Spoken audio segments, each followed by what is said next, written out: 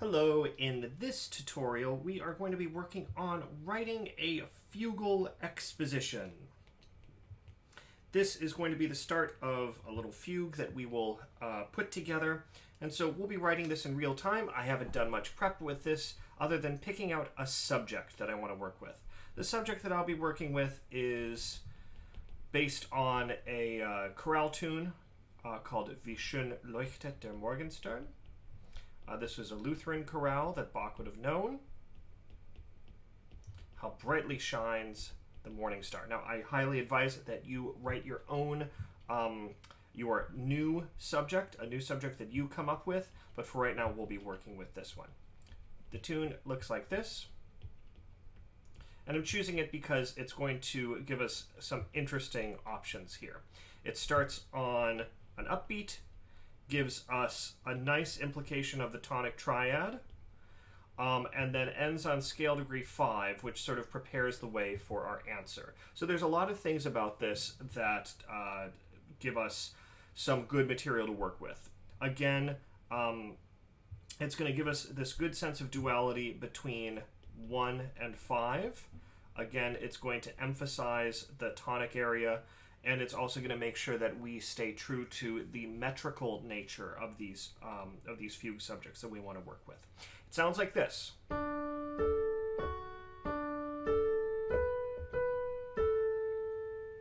Now, there's lots of different ways to go about writing a fugue. One of them, you could start off and you could write out your subject. So I'm going to draw this sort of green squiggly line here. And this green squiggly line is going to be our subject. You could then keep on composing and write an answer, and then have the other voice still going on. Then you could write a little bridge section, and both of those keep going. And then you could bring in the third voice. I'll do the third voice in blue. And you could have your subject come in there. So you could write this all out. You could start at the left side of the page and just start going and keep those voices going. Now, there's nothing wrong with that, but ultimately, especially if we are trying to work with a counter subject, there's a slightly easier way to go about this, which is namely that, well, if we're aiming to have 3 voices, well, let's start with that. Let's start with writing 3 voices. If we start with where we want to end up, we know what has to happen in order to get there. If we don't know what's going to happen once we have that third voice in, then it's going to become a little bit fiddly once we get in this area. We're not really going to know what we want to do. And in fact, this is Bach approved. This is the method that Bach would have worked with. He would have first worked out all the counterpoint in order to make sure that he knew how everything was working, and then he'd unfold it into 2 voices and down to 1 voice. So the first thing that I want to do here is I think Bach is a pretty good model to follow. So we're going to start with that, and we're going to figure out some basic 3-voice counterpoint to have here. So again, here is our subject, and what I'm going to want to do is first figure out some basic harmonies to put with this, and then we'll be able to continue onwards. So at the beginning, I think it's going to be a good idea to emphasize the 1 chord, particularly when we are here and we have scale degrees 1, 3, and 1. I think that's going to be a great idea to have the 1 chord. Maybe we have a 5 chord here. That could be possible against the A. That could be 5 or 1. Again, this A could be 5 or 1. I think it would be nice to head towards the dominant here, and so I actually think maybe doing a 5 of 5 before we get to 5. So if I were just to play some block chords, just that we have a sense of the harmonies that are going on underneath this, we might start with something like this.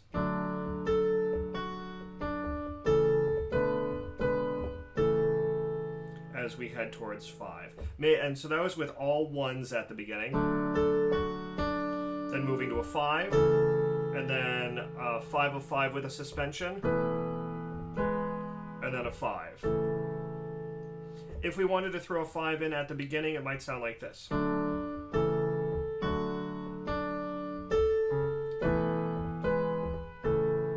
Something like that. I think either of those could work. Maybe having this 5 gives us a little bit more harmonic interest. So we'll start off with that.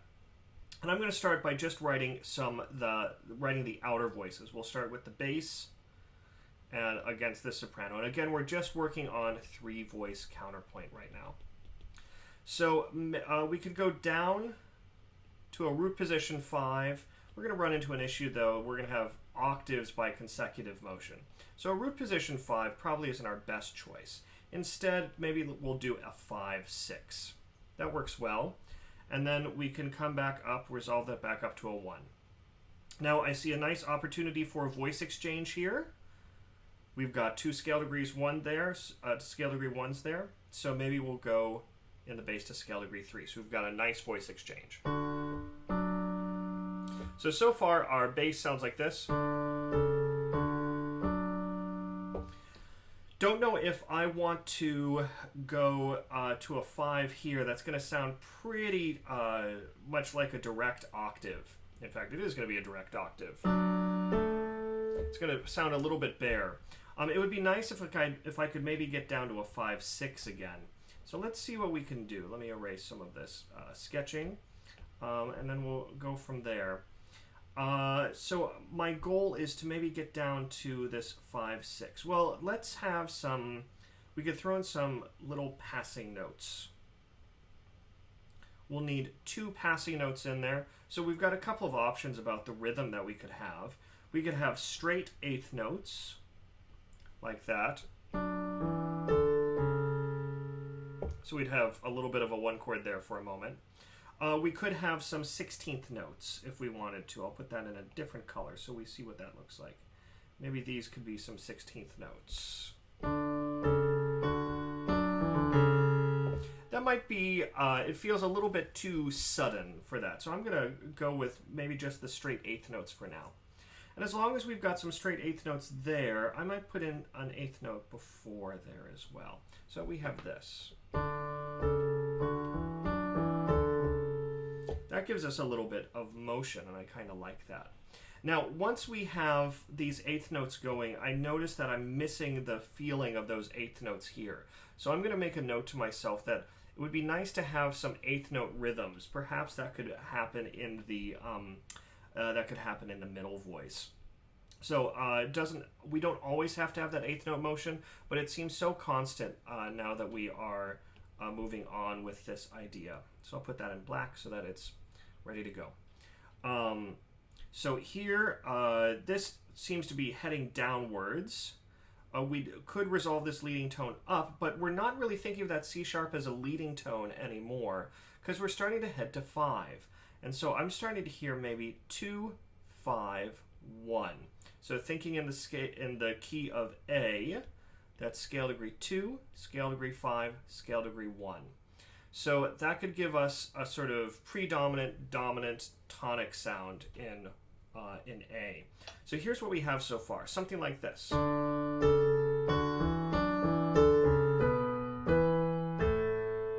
There we go. That gives us our basic outline. So there's a couple things that I want to make sure happen. First of all, I want to make sure that we get a G sharp someplace in here. We in our penultimate chord there, because I want to make sure that it really feels like we're going to 5. So we'll want to make sure that's there. I'm just going to go ahead and put that here. Maybe it'll be higher up in the texture. Maybe it won't be. As we go on, what I think I'll do now is I'll rewrite this so that we can start sketching our next voice. All right, what I've gone ahead and done is rewritten this so that we have some fresh staff paper essentially to work with, and now we can work on adding in this middle voice. What's going to happen in here? So the first thing that I might do is go through and just sketch in what we need to make sure that we have some complete triads. And then I might also give myself a few indicators of where some target notes are. So to have a complete triad in this first chord, we want to have that F sharp. Now a couple target notes that we could be going for in the next triad are E, A, and E. So I'm just putting that in faintly in blue. Now we already have a D and an F sharp in the next chord, so I think we would be happy with an A. Same thing in the next chord. Now in the fourth beat we don't have a third, so that would be nice to have that somewhere.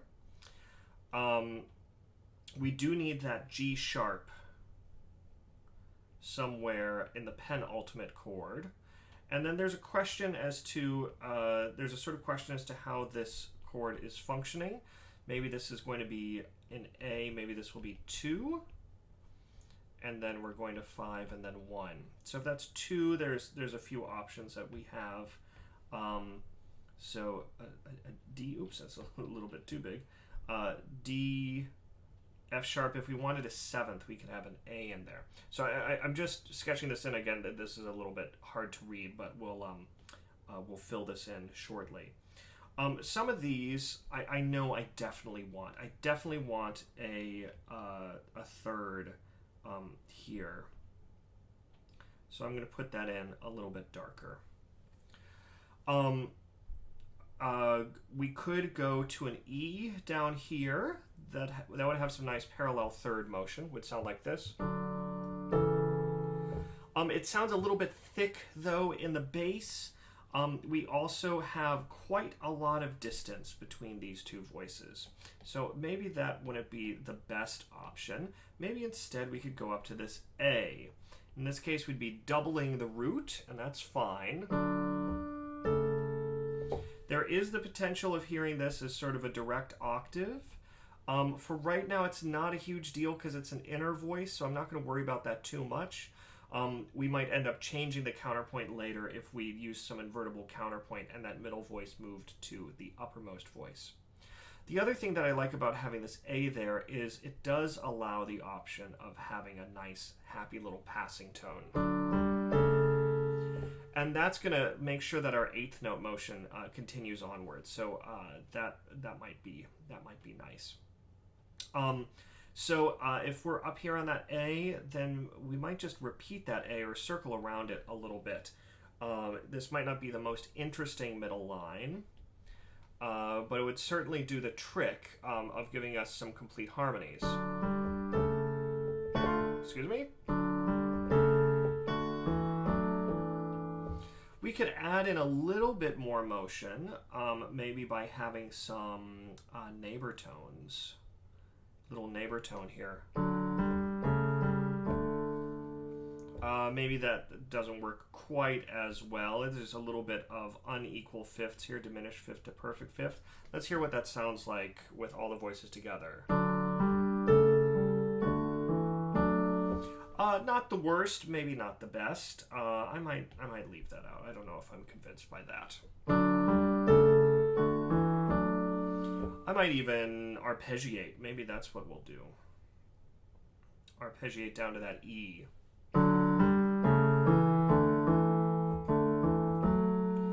So that we've got a little bit of motion there. We could even arpeggiate up to this E instead. A little bit leapy there. Maybe a little bit better to go down. That doesn't sound bad. In fact, that works just fine. We could then, we need to figure out what we want to do with the 4th beat here. We need that 3rd of the chord. So we probably want to get down here. This would also give us the opportunity for a little passing tone there.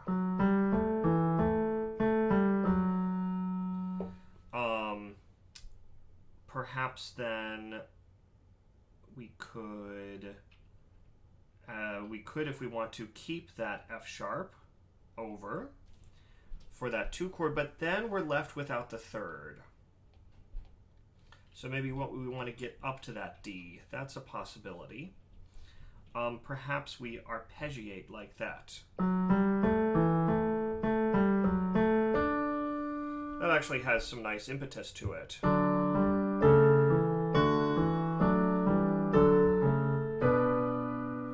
And then we'd end up having to leap down to this G sharp and then resolving like that. We're left without a 3rd here, so I'm going to put a question mark there. Another possibility that I was thinking about could be to create a little suspension figure here with this 7th, throwing in a 2-7 here.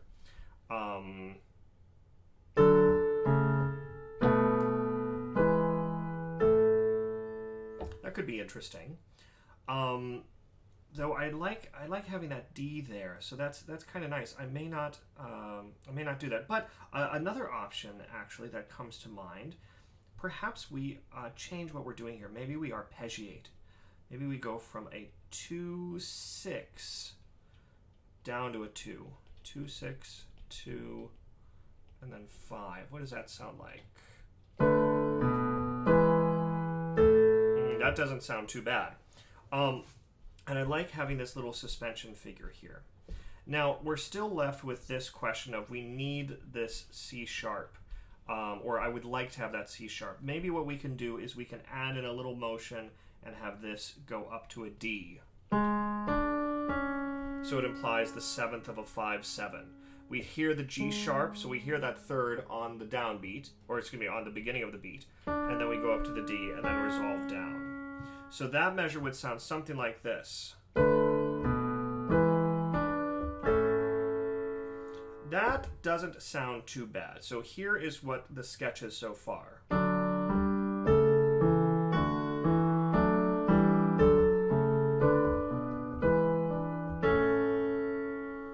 So I'm going to go ahead and write that out. This, I think, will work for now. Again, this is sort of composition in real time. We might spend more or less time editing this when you are working on your own fugue. But for right now, we're going to have this as our starting point for our 3-voice counterpoint. 1, 5, 7, happy little passing tones going up, happy little passing tones going down, arpeggiating the 2-7, and then cadencing in 5. And then here is our middle voice. Some things that I might polish about this later, but as I say, I think this will work for now.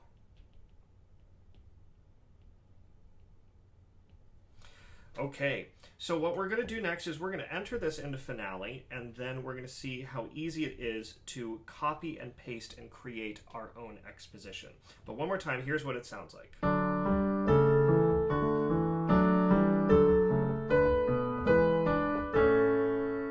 Works pretty well, and we'll be heading over to Finale to finish this out.